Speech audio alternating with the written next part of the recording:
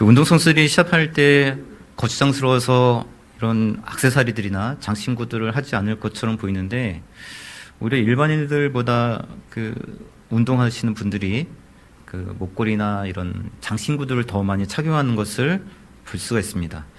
그 이유가 이제 뭐 징크스 같은 것 때문이죠.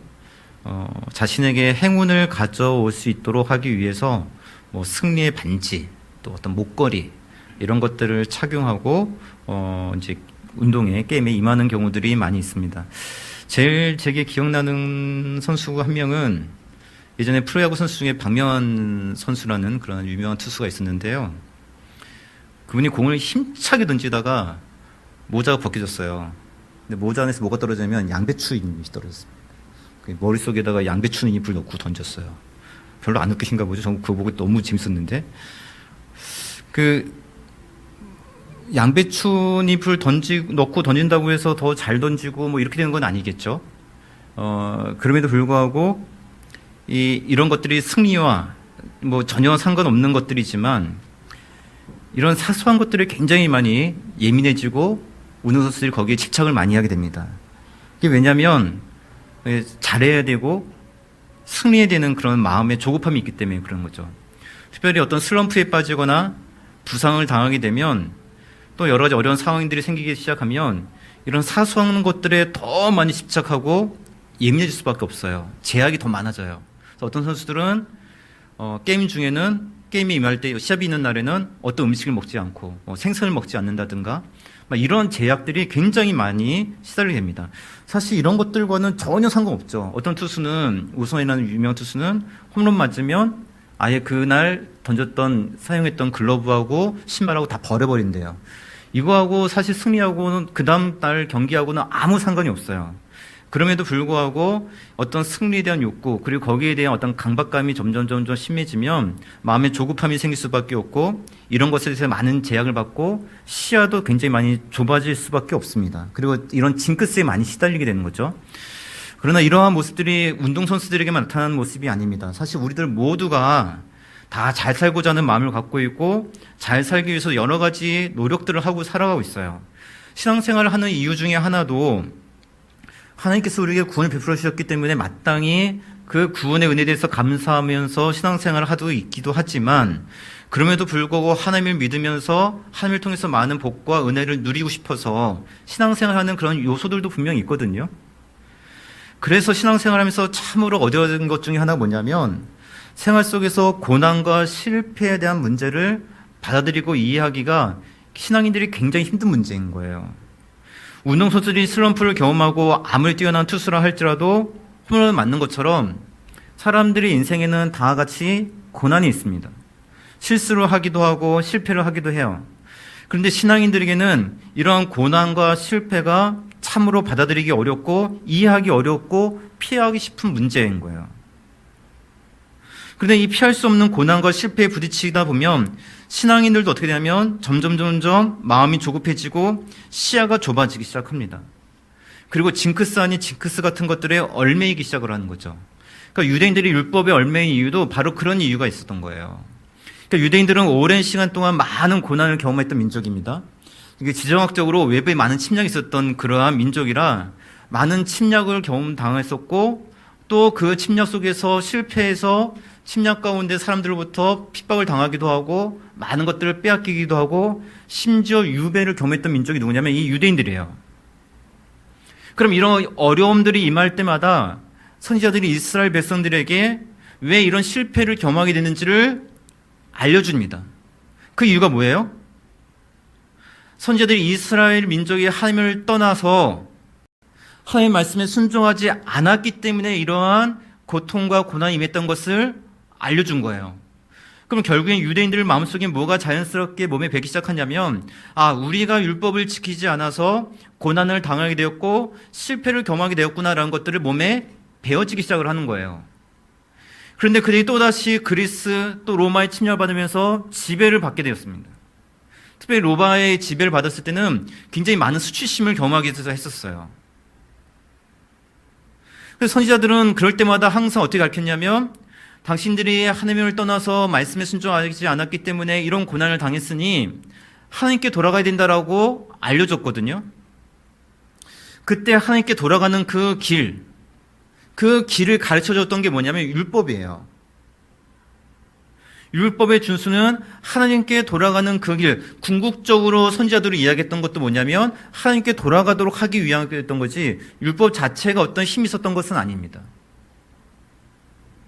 그런데 유대인들은 하나님께 돌아가도록 해야 되는 것, 그 말을 듣고 하나님께 돌아가는 삶에 초점을 맞춰야 되는데 그들이 고난과 고통이라고 하는 그 문제에 앞서서 수치를 당하고 있다는 그 문제 앞에서 시가와 시선이 굉장히 좁아지기 시작을 하는 거예요. 그래서 점점점 뭐에 집착하기 시작하냐면 율법에 집착하기 시작하는 겁니다. 왜?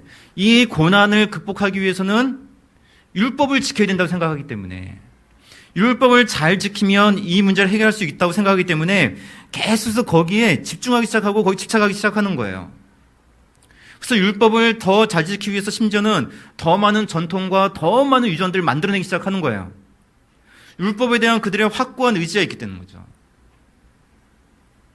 현실의 고난, 바로 로마의 지배와 많은 수치를 극복할 수 있는 힘은 바로 율법 준수에서부터 나온다라고 믿고 있었던 거예요. 그래서 예수 믿는 유대인들도 마찬가지입니다. 예수를 통해서 우리가 구원받았고 하나님의 자녀가 되었지만 여전히 우리 현실은 어떤 현실이냐면 로마의 지배 속에서 아픔을 경험하고 있는 현실이거든요. 그러면 이 문제를 해결하기 위해서는 뭐가 필요하냐면 율법을 통해서 율법을 더 많이 준수해서 하나님 앞에 도움을 받으면 우리의 삶의 문제가 해결될 것이라고 믿고 율법을 더 지키는데 애를 쓰기 시작한 거예요. 그래서 우리 인생이 어려움이 생기면, 현실 고난이 생기면 유익도 있긴 하지만 때로는 그 눈앞에 고난에만 집중을 하다 보니까 시야가 좁아지고 신앙의 왜곡 현상이 일어나기 시작하는 거예요. 그들이 하나님을 의지하기보다는 율법을 의지하면서 율법을 통해서 복을 받기 원했던 거죠. 그런데 이런 모습이 온갖 신앙일도 마찬가지입니다. 제가 아는 목사님 중에 한 분은 꼭 어떤 문제 생기면 꼭 지리산에 있는 기도원에 가서 기도하세요. 무슨 문제가 있거나 고민이 있으면 꼭 지리산에 가서 기도하셔야 돼요. 거기 가서 기도하면 응답받는데. 제 생각에는 그냥 왜 이분이 그런 생각을 하셨을까를 좀 생각을 해보면 이분이 지리산을 좋아하시는 분이거든요. 근데 이제 지리산에 있는 어떤 기도원 가셔서 그때 기도하셨을 때 아마 좀 좋았을 거고, 그리고 그때 어떤 문제가 하나 가지 어떤 기도를 했는데 응답을 받으셨던 것 같아요. 그 다음부터는 문제만 생기면 어디 가냐면 지리산에 있는 기도원에 가는 거예요.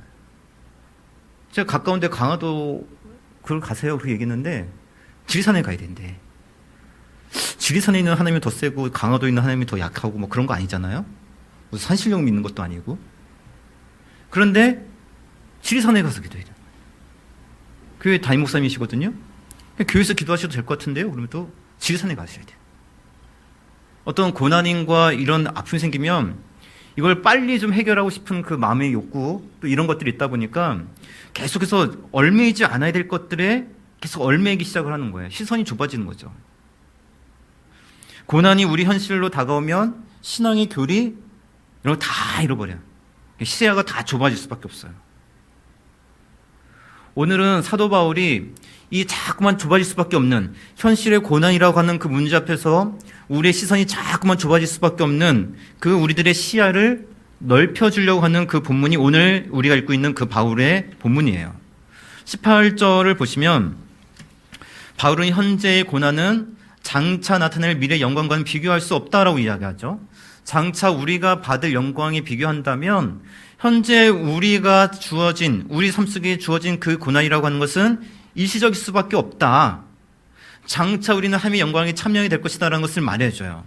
그러면서 동시에 우리의 시선을 지금 어디로 돌리고 있냐면 피조물 전체를 바라볼 것을 지금 사도 바울이 촉구하고 있습니다. 19절을 보시면 모든 피조물이 고대하는 바는, 그죠? 피조물이란 말은 창조세계라고 영어 성경에서도 이제 피조물, 창조세계 두 가지로 이렇게 번역돼서 영어 버전들이 있는데요. 제가 보기에는 약간 창조세계란 말이 조금 더 좀 좋은 번역 같아요. 아무튼 간에 여기 한글로 이제 피조물로 돼 있으니까 피조물들이, 모든 피조물들은 하나님의 아들들이 나타나기를 기다리고 있다라고 지금 이야기하고 있거든요. 하나님의 아들들은 누구냐면 믿는 자들을 이야기하는 거예요. 그럼 이미 지금 하나님의 자녀가 우리가 나타났잖아요. 그렇죠? 지금 사도 바울이 여기서 의미하고 있는 것은 우리가 이미 하나님의 자녀가 되었지만 아직 우리는 완전한 하나님의 자녀로서의 정체성이 확고하게 완성된 것은 아니에요. 언제 완성되냐면 예수님께서 다시 이 땅 가운데 재림하셔서 이 땅을 심판하실 때 우리의 모든 정체성은, 하나님의 자녀로서의 모든 정체성은 그때 완전하게 회복이 되어질 겁니다. 그때 하나님의 아들들로서의 모습이 완전하게 그때 나타나게 될 거예요. 그래서 사도 바울이 이야기하고 있는 그 지금 하나님의 아들들이 나타나는 그 순간은 모든 피조물들이 바라보고 있는 그 순간은 언제냐면 예수님께서 이 땅 가운데 다시 오심을 위해서 완연하게 하나님의 나라가 이 땅 가운데 임하는 그때를 모든 피조물이 지금 기다리고 있다는 거예요. 그건 누가 기다리는 거냐면 사실 우리가 기다리는 거죠. 왜냐하면 지금 우리가 여러 가지 아픔이 있고 그리스도인이라 하지만 우리 역시 아직 완성된 사람이 아니기 때문에 예수께서 다시 오실 때 우리가 완전하게 하나님의 자녀로서의 모든 신분들이 다 회복되어질 것이기 때문에 우리가 기다리고 있는 바예요. 그런데 모든 피조물들도 그때를 기다리고 있다라고 이야기하는 거죠. 왜 피조물들도 그날을 기다리고 있냐면 모든 피조물들이 다 죄로 인해서 실패했기 때문에 그래요. 자, 우리 20절을 한번 읽습니다. 20절. 같이 읽습니다. 시작. 피조물이 허문하는데 굴복하는 것은 자, 여기 피조물이 허무한데 굴복했다. 이게 허무한데 이제 허무하다라고 이야기되는 부분이 있는데 로마서 1장에서도 허무란 말이 나와요. 그때도 이제 말씀드렸지만 여기서 이 허무란 말은 그냥 실패라고 이해를 하시면 좀 쉽습니다. 모든 피조물이 실패했어요. 근데 굴복하시는 이로 말미암아 실패했다. 굴복하시는 이는 누구냐면 하나님이죠. 하나님으로 인해서 모든 피조물이 실패하게 되었다라는 이상한 말을 쓰고 있습니다. 자, 이 말 뜻은 뭐냐면 하나님께서 모든 창조 세계, 모든 피조물을 만드시고 보시기에 좋았더라라고 말씀하셨습니다. 하나님께 창조하신 세상은 하나님의 영광을 드릴 수 있는 그런 복을 받은 창조 세계, 그런 창조 세계의 마지막 날 하나님께서 사람을 창조하시고 사람으로 통해서 이 땅을 다스리도록 하나님께서 그 많은 권세들을 누구에게 주냐면 사람에게 주셨죠. 그런데 사람이 죄로 인해서 어떻게 됐습니까? 그 하나님의 영광과 하나님의 목적 가운데 살아가는 것을 어떻게 했냐면 실패했어요. 그리고 그 실패는 인간에게 멈춘 것이 아니라 온 세상에 저주를 가지고 됐습니다. 그래서 창세기 3장 17절 보시면 아담에게 이르시되 네가 내 아내의 말을 듣고 내가 먹지 말라 한 나무의 열매를 먹었은즉 땅은 너로 말미암아 저주를 받고 이렇게 냈거든요. 세상은 하나님의 영광을 선포하도록 창조받았어요. 그리고 창조받았을 때 하나님 보시기에 너무나 좋았던 세상이었습니다. 그런데 그 하나님의 영광을 드러내야 될 그 창조계가 모든 피조물이 어떻게 하냐면 실패해버린 거예요. 인간의 죄 때문에 세상에 저주가 들어와서 다 실패해버린 거죠. 그리고 그 실패한 사람은 어디에 살아가고 있냐면 그 실패한 세상 속에 살아가고 있는 거예요. 낙원 속에 살고 있는 것이 아니라 지금 우리는 실패한 세상 속에서 실패한 인생들이 살아가고 있어요. 모든 사람이 실패하고 아픔을 입고 각자마다 고난을 경험하는 것이 마땅해요. 제가 아는 어떤 목사님이 부목사 시절에 안산 쪽에서 이제 그 부목사 시절을 사역하셨는데 저보다 한 8살 많으신 분이에요. 근데 그 목사님이 그때 부목사 시절 이제 초창기니까 뭐 기껏해야 30대 중반쯤 이렇게 됐겠죠. 근데 어느 집을 이제 신방을 가신 거예요. 신방 갔는데 그분이 한술 막 쉬면서 삶이 너무 힘들고 자기 인생이 너무 어렵고 아프다는 얘기를 막 하시더라는 거예요. 근데 그때는 목사님이 그 말이 전혀 공감이 안 되더래요. 왜냐면 집도 있고 아파트도 있고 아이들도 뭐 괜찮게 잘 이렇게 잘하고 있고 아픈 사람도 없고 그게 뭐 부족할 것도 없는데 너무 이렇게 막 뭐 좀 회사 일이 좀 힘들었는지 하여간에 굉장히 너무 인생이 힘들고 막 그런 얘기를 하더라는 거예요. 그리고 교회 안에는 자기 이분들보다 힘드신 분도 있고 그 자기만 비교해도 자기보다 훨씬 잘 사는 분들인데 그러니까 그 말을 들었을 때 아무런 위로가 안 되는 거예요. 위로해 줄 수 있는 말이 아무것도 안 나오더라는 거예요. 그래서 제가 지금은 어떠세요? 그랬더니 지금은 충분히 이해가 된대. 삶 자체가 너무 힘든 거라고. 그냥 인생 자체가 너무 힘든 거라고 지금은 충분히 그분이 왜 힘든지 이해가 된대요. 다 부족해 보이지 않고 풍성해 보여도 그냥 힘들다는 말이 자기한테 충분히 공감이 된다는 거죠. 인생 자체가 힘들어요. 우리는 다른 사람은 고통을 안 당하는 것 같고 나만 고통당하는 것처럼 느껴지지만 사실 우리가 살아가는 인생 자체가, 삶 자체가, 세상 자체가 하나님의 영광을 드러내는데 다 실패한 세상이에요. 그 속에서 우리는 살아가고 있고 더더욱 우리는 죄의 본성을 가지고 실패한 자로서의 그 삶을 우리는 지금 살아가고 있는 거예요. 모든 사람들은 다 한 번씩 실패를 경험할 수밖에 없고 모든 사람들은 다 아픔을 경험할 수밖에 없고 모든 사람은 다 고난을 경험할 수밖에 없어요. 하나님의 백성도 예외가 아니에요. 모든 사람들이 저주 아래, 모든 사람들이 피조물의 그 저주 속에 살아가고 있기 때문에 하나님의 백성들도 다 같이 아픔을 경험하고 살아가요. 그래서 모든 피조물들이 지금 기다리고 있는 거예요. 하나님의 영광이 회복될 그날을. 모든 세상은 영원한 그 지속적인 그 저주 속에 살아가고 있기 때문에 삶이 고달프고 아프고 힘들죠. 그래서 모든 만물도 하나님의 나라가 회복될 그날을 기다리고 있는 것이고 그래서 우리들도 이러한 세상 속에서 하나님의 영광이 드러날 그때를 기다리며 살아가는 삶을 우리는 살아가야 되는 거예요. 그게 하나님의 자녀들과 아닌 사람들의 차이점입니다. 자, 24절과 25절 한번 같이 한번 읽어보실까요? 24절과 25절 시작. 우리가 소망으로 구원을 얻었음에 보이는 소망이 아니니 보는 것을 누가 바라리요? 만일 우리가 보지 못하는 것을 바라면 참으로 기다릴지니라.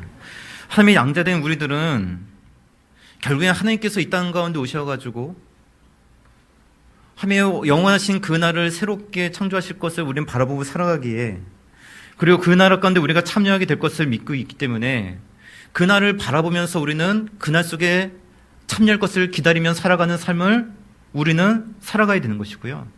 그래서 하나님의 그 영광스러운 삶을 바라보면서 그날에 동참할 것을 기다리며 마음을 가지고 그날을 향해서 나아가는 삶을 우리는 살아가야 된다는 거예요. 작은 시각으로 보면 고난이 있고 이 고난을 극복하기 위해서 어떤 해결책을 찾아야 되고 노력할 수밖에 없어요. 그래서 어떤 사람들은 율법에 매달리기도 하고 어떤 사람은 어떻게 기도원에 가야 된다고 이야기하기도 하고 그러나 조금 우리의 시각을 조금만 넓혀보면 하나님의 영광스러운 그 계획들을 바라보고 하나님의 그 영광에 참여할 것을 바라보면서 믿으면서 나아갈 수 있다라고 지금 사도 바울이 이야기하는 거예요. 당신만 그런 고통을 당하는 것이 아니고 당신만 이런 아픔이 처해 있는 것이 아니고 사실 눈을 돌아보면 모든 사람들이 이 피조물의 그 실패한 세상 살아가기 때문에 모든 사람들이 고통 속에 살아갈 수밖에 없다는 것을 당신들이 보게 될 것이고 그러나 하나님의 그 영광스러운 나라가 다시 임할 것을 바라보면서 그날을 소망 삼고 한 걸음 한 걸음 그날을 향해 나아갈 수 있다라고 지금 사도 바울이 이야기를 하는 겁니다. 그리고 이를 위해서 그냥 우리 온전한 힘으로 하나님의 나라를 바라보면서 고난과 아픔을 이겨내라 말씀하는 것이 아니라 우리를 위해서 하나님께서 성령을 이 땅 가운데 우리에게 보내주셨고 내주해 주시는 그 성령님께서 우리를 위해서 말할 수 없는 탄식으로 우리를 위해서 기도하고 계시기 때문에 그 영광의 나라를 향해서 나아가시는 삶을 살아가셨다라고 이야기하는 거죠. 그래서 26절 같이 읽습니다. 시작. 이와 같이 성령도 우리의 연약함을 도우시나니 우리는 마땅히 기도할 바를 알지 못하나 우리를 위하여 친히 간구하시니라. 자, 성령께서 우리의 연약함을 아시고 말할 수 없는 탄식으로 우리를 위해서 간구하신다라고 이야기하고 있어요. 우리가 세상의 여러 가지 실패 속에서 방황하고 두려워할 때에 말할 수 없는 탄식을 우리 위해서 기도하고 있다는 겁니다. 탄식이란 말은 왜 탄식으로 번역됐는지는 잘 모르겠는데 이게 한숨이란 말이죠. 한숨이란 말인데 우리나라 말이나 영어 성경으로 했을 때 약간 이게 한탄한다는 말하고 좀 비슷해지죠. 그래서 하나님 예수 성령께서 우리 안에 계시면서 우리를 보시면서 한탄해 하시면서 니들은 왜 이렇게 사냐 인생이 왜 이러냐 막 한탄스러워 하시면서 막 기도한다는 뜻이 아니라 그래서 요즘에는 그 주석학자들이 한탄이란 이 탄식이란 말을 그냥 말로 번역을 하자, 그냥 방언으로 번역하자 이런 좀 얘기들이 있거든요. 그러니까 성령께서 우리를 기도하고 계시다, 간절히 우리 위해서 기도하고 계시다라고 이렇게 그냥 이해를 하시면 좀 좋을 것 같아요. 성령께서 27절에 있는 것처럼 결국에 하나님의 뜻대로 우리의 삶이 나아갈 수 있도록 성도를 위해서 지금도 간구하고 계시다라고 우리에게 지금 이 말씀을 통해서 사도 바울이 위로를 해주고 있는 거예요. 이게 얼마나 기가 막힌 말씀인지 모릅니다. 우리 모두에게 성령께서 내주어 계시거든요. 그 성령께서 하나님의 뜻대로 우리를 위해서 항상 기도하고 계시다는 사실이에요. 우리가 인지하지 못하고 깨닫지 못해서 그렇지 성령께서는 지금도 우리 안에 내주해 계시면서 우리를 위해서 기도하고 계시다는 사실입니다. 우리가 그러한 성령님을 의지하고 성령님을 따르는 삶을 살아가면 하나님의 뜻 안에서 하나님의 영광을 향해 나가는 그런 복된 삶을 우리가 살아갈 수 있다라고 지금 사도 바울이 이야기해 주는 거예요. 다른 것에 얽매이지 마십시오라고 얘기하는 거예요. 당신들이 이 고난을 문제를 해결하기 위해서 율법에 얽매이지 마십시오. 성령께서 당신들을 위해서 기도하고 계시며 성령께서 여전히 당신들의 발걸음을 인도하고 계시기 때문에 지금 고난이 있고 아픔이 있다 할지라도 하나님의 그 영광스러운 그 나라에 참여하게 될 것입니다. 사도 바울이 이렇게 이야기해 주는 거예요. 그러게 당신들은 성령님을 의지하고 성령님을 따르는 삶을 사시고 날마다 성령님의 음성을 듣는 그런 삶을 사시면 그 하나님의 영광스러운 나라에 참여할 수 있는 그런 복된 발걸음이 될 것입니다라고 사도 바울이 이야기해 주고 있는 겁니다. 근데 여기서 한 가지 또 문제가 생겨요. 성령께서 우리를 위해서 기도해 주시고 성령께서 우리 안에 역사하게 계시고 성령께서 날마다 우리를 간구하시기에 성령님의 인도하심을 받고 그 성령님을 따라 산다는 삶에 대해서 또다시 우리는 오해가 생기기 시작합니다. 성령께서 내 안에 계시고 성령께서 내 삶을 인도해 주시기 때문에 성령님의 음성을 들으면 우리는 실패하지 않는다. 그래서 실패하지 않는 삶을 살기 위해서 누구의 음성을 들어야 된다? 성령님의 음성을 들어야 된다. 그러면서 자꾸만 성령님의 음성을 듣는 거에 지나치게 집착하는 경우들이 많이 생겨요. 실패하지 않기 위해서. 고난을 빨리 극복하기 위해서. 그래서 어떤 분들은 조이 도슨이 나온 책이지만 심지어는 볼펜을 잃어버렸을 때도 성령님께 간구하면 볼펜을 빨리 찾는다고 이야기하죠. 피아노의 밑을 봐라. 그런 음성이 들려지면 그 밑을 찾으면 그 볼펜이 거기 있다는 거예요. 성령님의 음성을 들으면 너무나 좋죠. 그런데 성령님의 음성을 듣는 분들이 너무 거기에 집착을 하다 보면 자기가 그 성령님의 음성을 제대로 듣고 있는 것인지 그냥 자기 생각을 성령님의 음성이라고 착각하고 있는지 구분이 안 될 때가 너무 많아요. 그리고 더 심각한 오류는 뭐냐면 누구나 다 성령님의 음성을 들을 수 있다. 다 들어야 된다라고 지나치게 강요할 때가 많아요. 그래서 어떤 책이 있냐면 누구나 하나님의 음성을 듣는다는 그 책을 보면 그 내용 중에 어떤 내용이 있냐면 누구나 어떤 사람이나 다 성령님의 음성을 들을 수 있는데 듣지 못하는 이유는 한 가지다. 훈련받지 못했기 때문에, 훈련되지 않았기 때문에 성령의 음성을 듣지 못하는 것이다라고 이야기해요. 아니 훈련으로 다 되어지면 저도 메이저리그 가서 유현진처럼 공돈 주고 싶어요. 훈련 열심히 해가지고. 모든 게 훈련으로 되어지는 게 아니에요. 그러면 은사란 말도 성경에 없어야 돼요. 내가 은사라는 선물 아니에요? 하나님부터 오는 것? 근데 뭐하러 은사를 받아요? 내가 훈련하면 다 되는데.